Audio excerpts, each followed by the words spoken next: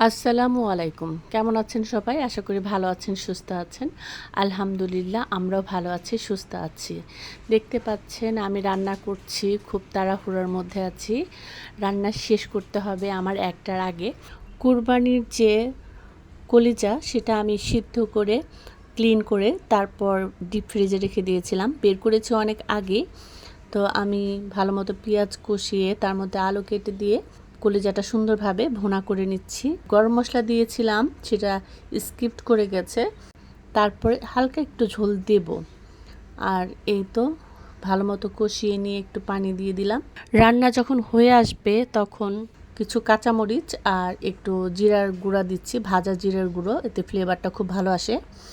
আর আমি ঢাকনা দিয়ে ঢেকে ১-১.৫ মিনিটের মতো রাখবো। আজকের মেনুতে কলিজার তরকারি।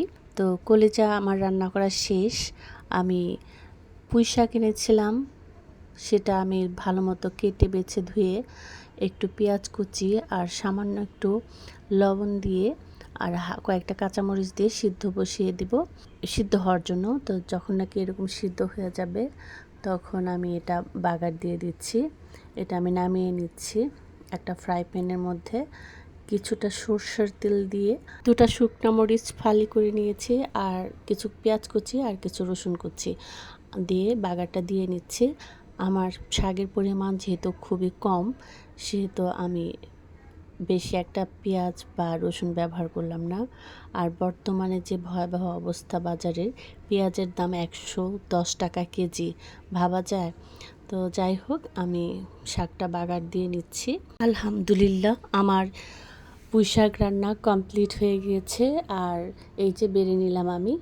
এটা দেখতে পাচ্ছেন এক ধরনের শুটকি, অনেকে এটাকে বাঁশপাতা শুটকি বলে। তো আমি ভালোভাবে ক্লিন করে নিচ্ছি, কারণ হচ্ছে এটা দিয়ে আমি আজকে ভর্তা করব। আর এই ভর্তাটা খেতে ভীষণ মজার হয়। তো আমি প্রথমে এগুলা সমস্ত আঁশটা যে থাকে সেগুলো আমি হাত দিয়ে খুঁচিয়ে খুঁচিয়ে পরিষ্কার করে নিব। মাথাটা ফেলে দেব, ঘাড়ের কাছে যে কাঁটাটা থাকে সেটা ফেলে দেব এবং গরম পানি দিয়ে খুব যত্ন সহকারে পরিষ্কার করে নেব। এই তো পরিষ্কার করে নিয়েছি। এবার দেখতে পাচ্ছেন আমি এখানে কোনো শুকনা মরিচ ব্যবহার করব না। কাঁচা মরিচ, শুটকি, লবণ, পেঁয়াজ কুচি আর রসুন কুচি, ব্যাস এটাই হবে। আর এগুলো আমি একসাথে পাটায় বেটে নিতে পারেন, তো আমি ব্লেন্ডারে ব্লেন্ড করে নিচ্ছি। আর এই ব্লেন্ডারে আমি কোনো পানি ব্যবহার করব না, যাতে একটু শক্ত হয়। দেখতে পাচ্ছেন কত সুন্দর একদম পাটায় বাটার মতো করে ব্লেন্ড হয়ে গেছে। আর এই ভর্তাটা আমি কাঁচামরিচ ব্যবহার করেছি, কারণ কাঁচামরিচের ঝালটা পেটের জন্য তেমন একটা ক্ষতিকারক না। আপনারা চাইলে শুকনো মরিচও ব্যবহার করতে পারেন। এবার যেটা করছি সেটা হচ্ছে ফ্রাই প্যানে সরষের তেল ব্যবহার করছি। ভর্তার জন্য কিন্তু সরষের তেলই সবচাইতে ভালো। আপনারা চাইলে এটা সয়াবিন তেল দিয়েও করতে পারেন, তবে আমি সরষের তেল দিয়েই সব রান্না করি। আমি সরষের তেল ব্যবহার করছি। তো এই পর্যায়ে দেখতে পাচ্ছেন ফেনা উঠে গেছে। সরষের তেলে প্রচুর ফেনা উঠে যায়।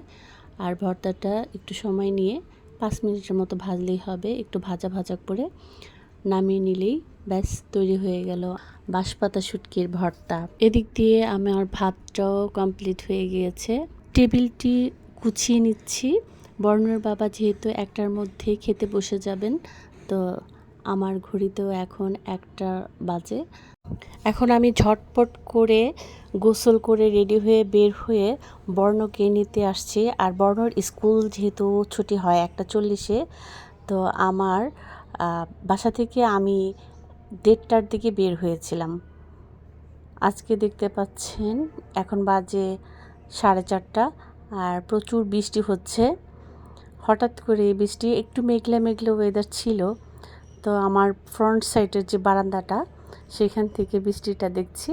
আর এখন আপনাদের দেখাবো আমি আমার ভেতরের বারান্দায়। ওখানে দেখতে পাচ্ছেন আমি একটা মিষ্টি কুমড়ার বিচি লাগিয়েছিলাম, সেটা থেকে গাছ হয়েছে। ভিউটা খুব সুন্দর হলো। ওই সাইডে বিল্ডিংটার জন্য তেমন একটা খোলামেলা মনে হয় না, আর সেজন্য ওই বাসা থেকে যাতে দেখা না যায় আমি একটা পর্দা দিয়েছি। আর এখন এটা দেখতে পাচ্ছেন, এটা হচ্ছে আমার ঘরের জানালা থেকে পেছনের ইটা কিন্তু খুবই সুন্দর। তো আমার ভিডিওটা আমি আজকের মতো এখানেই শেষ করছি। সবাই ভালো থাকবেন, সুস্থ থাকবেন। শুভকামনা সবার জন্য। আল্লাহ হাফেজ।